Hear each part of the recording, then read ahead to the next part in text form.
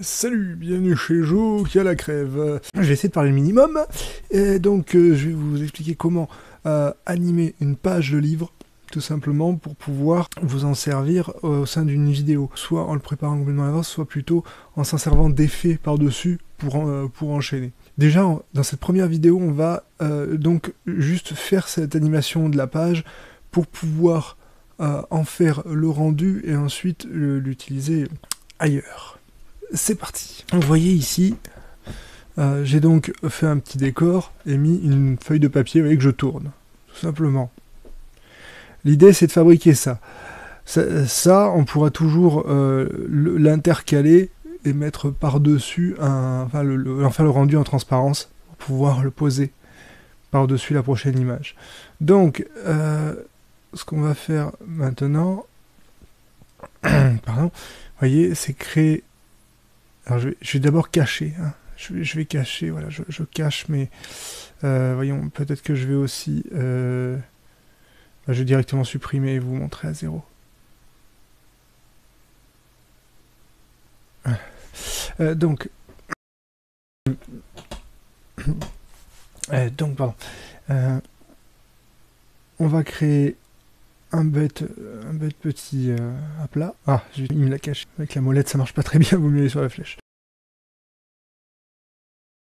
Bref, donc, vous voyez le... Hein, bon, bref. Ce qu'on va faire, c'est qu'on va s'arranger pour que la taille soit la plus appropriée. Enfin, on va dire qu'on va à peu près mettre ça... J'ai envie que ça soit vraiment sur la grille, quoi.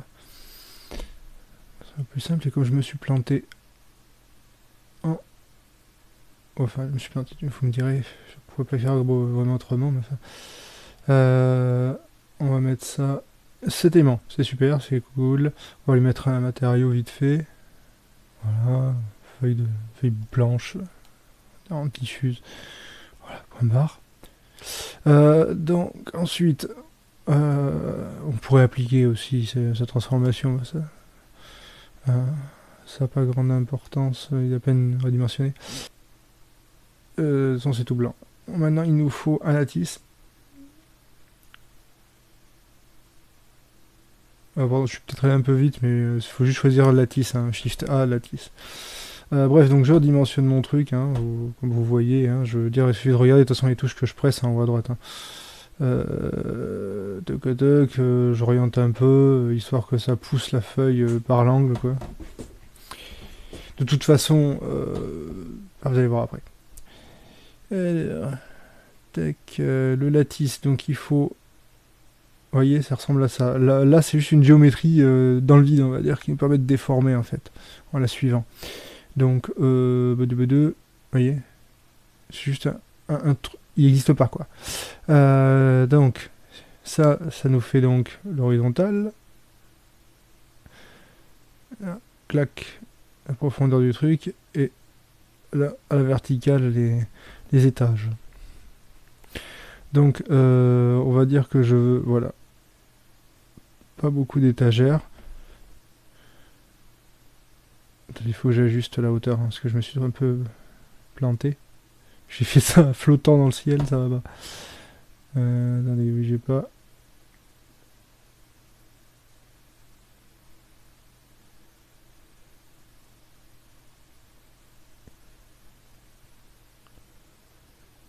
Et...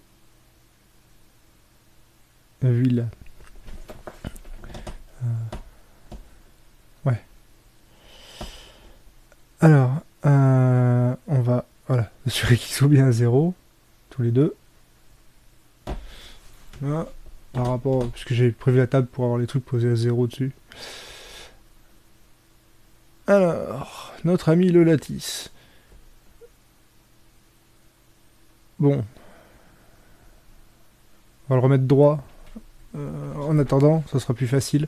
Ça, vous voyez, je pose mon curseur ici et je vais créer un petit élément vide qui va me servir de poignée, enfin de centre pour l'effet, en fait. Pour tordre le lattice, en fait.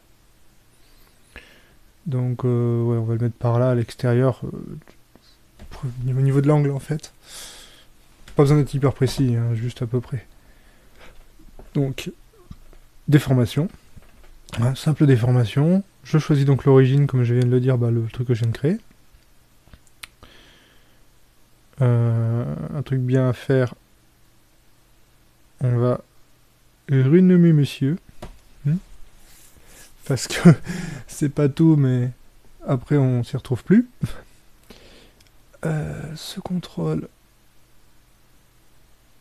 Et on va faire bend, et on l'a attribué, mais il faut dire on tord, on plie en fonction de ça. On change l'angle. Alors l'angle moins de 90, voilà, faut que c'est un peu moins. Bon, de toute façon, ça sera juste après. Hein. Donc voilà, je mets un peu au pifomètre, un peu approximativement ce qui m'intéresse, quoi. Vous allez comprendre après. C'est pas compliqué en réalité, beaucoup moins que ça en arrière. Vous voyez, donc si je me déplace, ça fait en fonction. Donc le truc que vous allez vouloir faire, en fait, c'est le tourner proprement. C'est-à-dire à 90 degrés sur l'axe fixe. Voilà. R, X, 90, quoi. Pour que on ait une jolie pente. Voilà. Donc vous voyez en bas à gauche, voilà. C'est pas 90, bon, bref. Ça n'a pas grande importance. On va tourner ce truc-là. Ah oui. Chose importante, on va d'abord faire un empty. Hein. Voilà. Cet empty, vous le donnez un nom style base ou un poignet, ou voilà, quelque chose comme ça. Enfin, essayez de ne pas vous perdre parce que vous en avez plusieurs. Mais dans celui-ci, en fait, vous allez mettre les deux. Vous allez dire qu'ils sont que le lattice et le contrôle sont des enfants de celui-ci. Vous voyez, on en fait le parent. C'est-à-dire que, donc, CTRL P, hein, c'est-à-dire qu'il faut le sélectionner en dernier hein, quand vous les transformez en parent. Et vous voyez, maintenant, je peux déplacer. Je peux même, je vais montrer un truc. Voilà.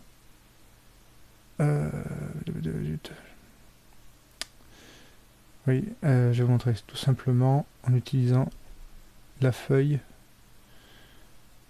Probablement être mieux.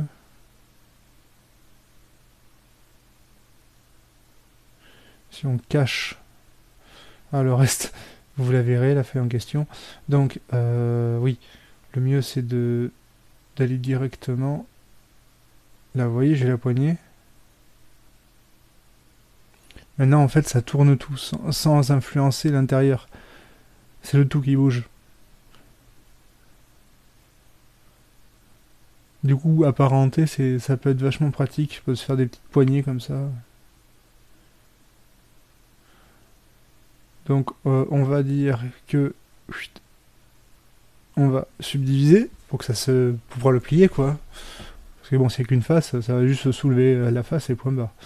Moi, je vais couper en 6, hein. Voilà. C'est bien, à mon avis. Vous allez voir, je pense que ça suffit. Donc, le lattice.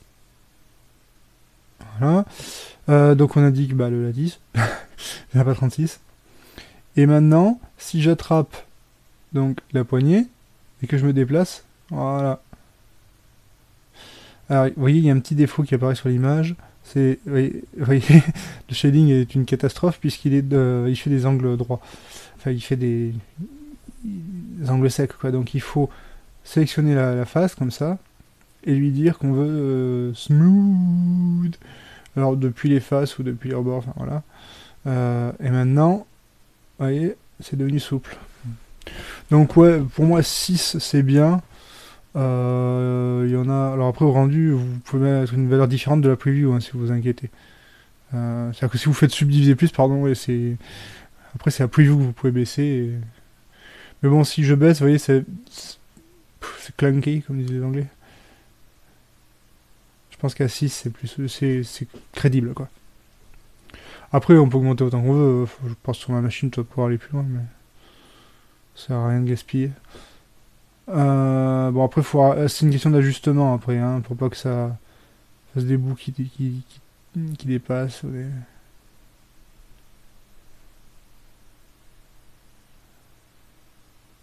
voyez, si ça dépasse ça donne ça. Donc ouais bon. De toute manière je serai amené à le corriger à plusieurs reprises donc mais bon voilà.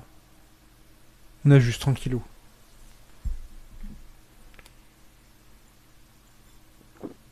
après évidemment c'est à vous de voir ce que vous voulez. Donc on enregistre, on pense à enregistrer son projet au fur et à mesure. Donc la timeline, ce qu'il va nous falloir faire maintenant, dans la frise chronologique, il va nous falloir dire ce qui se passe à tel ou tel moment. Donc on peut dire que ça, alors j'attrape bien, je parle de la poignée, hein. Donc, oui, c'est... oui.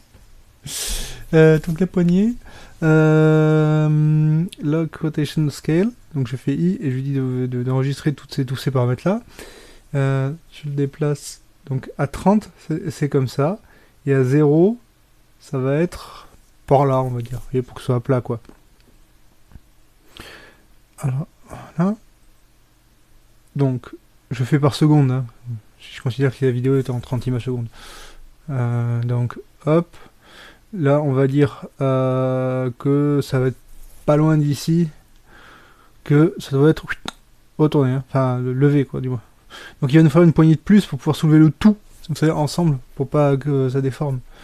Donc, je refais la même chose, hein. Je ne veux pas redire encore une fois, mais je refais un vide et puis je mets... je le remets par an de tout le reste, hein. C'est a priori la méthode la plus simple, j'ai envie de dire.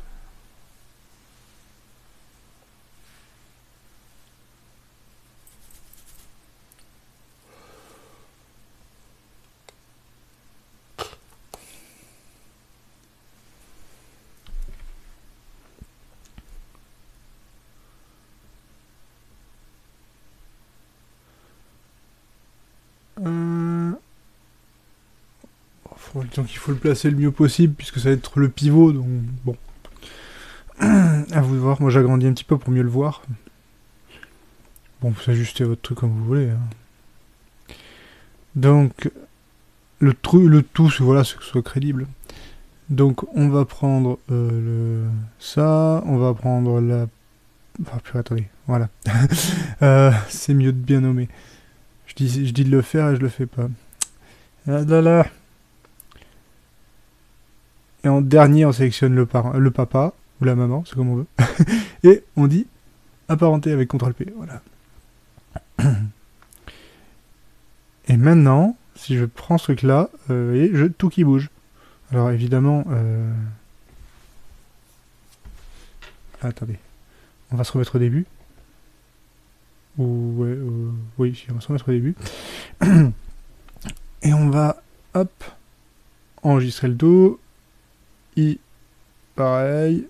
Chaque fois on fait I, hein. Hop. Et il faut que je tourne selon Y quand j'aurai fini de faire des bêtises. Tac. Bon, à peu près au milieu. Pas besoin d'être parano. On va faire voilà. Et on va dire que ici, voilà, c'est ça, mémoriser cette position à ce moment-là. Comme ça, vous voyez, si on avance dans le temps, regardez. Hop.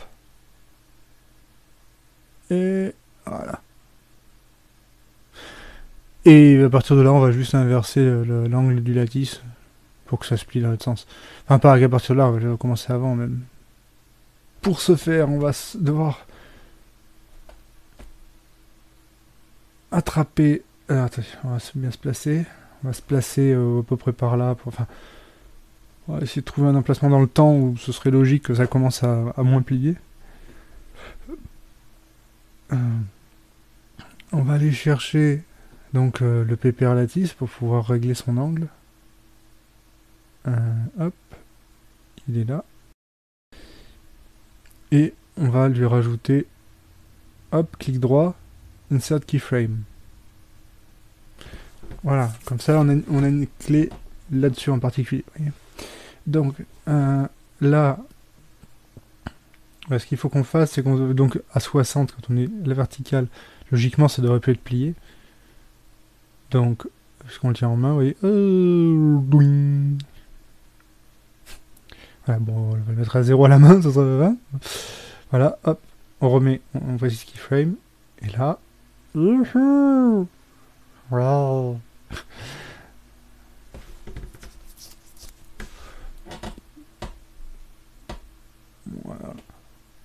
Oh, on peut affiner, hein, bien entendu, ça je vous encourage à essayer d'affiner. Vous pouvez le faire avec l'éditeur par point, là, c'est très pratique. pour caler dans le temps. Bref, on va dire ici moins 80. On va mettre une keyframe. Donc hop, vous voyez, après ça se repliera dans l'autre sens. Reste simplement à dire au truc principal que il devrait être couché dans l'autre sens. Quick. Je vais faire des bruitages idiots. Et...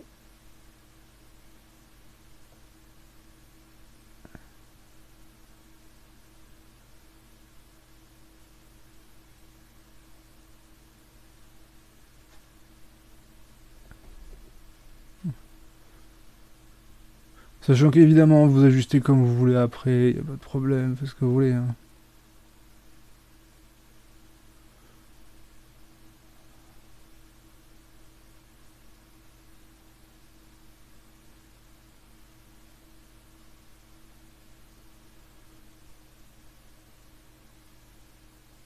Là, ça va. Là.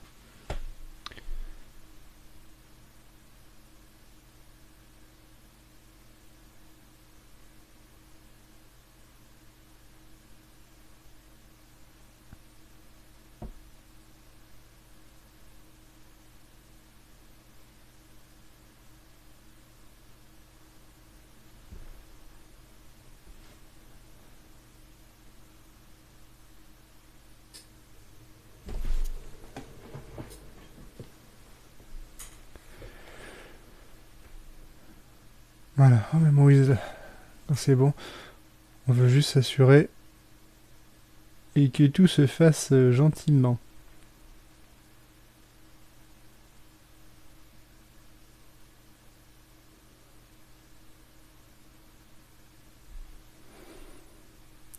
Hop, toi, tu te mets à l'abri bien gentiment.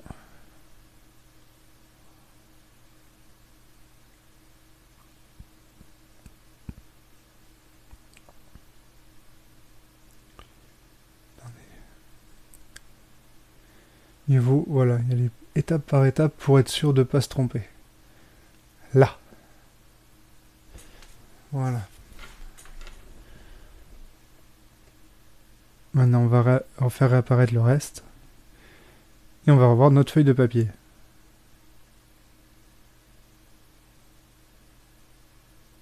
Voilà. Alors, elle n'est pas parfaitement droite, mais de toute façon, dans la vidéo suivante, on va s'assurer de rajuster tout. Le tout, c'est qu'elle revienne bien et qu'on puisse faire ça dans les deux sens pour permettre de passer à la scène suivante. Alors après, si j'utilise ça dans une vidéo, par exemple, si je veux réutiliser ça de manière standard sans trop me fatiguer à chaque fois, je vais avoir tendance à l'utiliser, à le laisser blanc en fait, et quand je tourne une page, je vais simplement faire disparaître ce qu'il y a dessus, ou sur la page je mets une texture avec un truc un peu brouillon, pour que quand je tourne la page, on passe au suivant, et on se retrouve avec avec l'image qui est dessous, avec dans la frise, si vous voulez, on se retrouve avec une image suivante, avec en fond un bouquin. Après, on peut aussi mettre évidemment des textures directement sur les pages du livre. Hein. Vous pouvez mettre vos photos en guise de texture dans le matériau. Hein. Je pourrais faire une démonstration toute simple. Là, vous voyez, vous avez votre page. Donc là, j'avais mis quelque chose qui ferait l'équivalent, je commence à réfléchir à une couverture de bouquin. Si je prends ma feuille, donc ma page, qui est ici, et hop, ma page, je peux très bien en mettre plusieurs et à chaque fois dessus leur donner je peux les dupliquer. Je peux les dupliquer, je peux utiliser l'Adobe Sheet ici, quand je duplique, il suffit que je sélectionne et je peux décaler dans le temps les frames pour que les pages se passent les unes derrière les autres, c'est pas du tout un problème. Et je peux faire sur chaque page un dessin différent. Ah, pardon, ouais, c'est vrai que j'ai laissé mon écran en grand, bon, tant pis. l'image et vous voyez là, je prends ça, je lui dis simplement que je veux alors, j'applique le tout, je sélectionne, je lui dis simplement d'arracher. Je prends un écran approprié pour donc cette UV. Là, je m'aperçois qu'il a fumé la moquette. Donc, on va mettre ça correctement droit, on va dire. Je vais surtout prendre une image. Alors, ça c'est un petit jeu que je vais t'amuser à faire à des années. Bah tiens, par exemple, si mettons je prends ça, je vais dire ça sur l'UV, je vais simplement appeler l'éditeur de nœuds.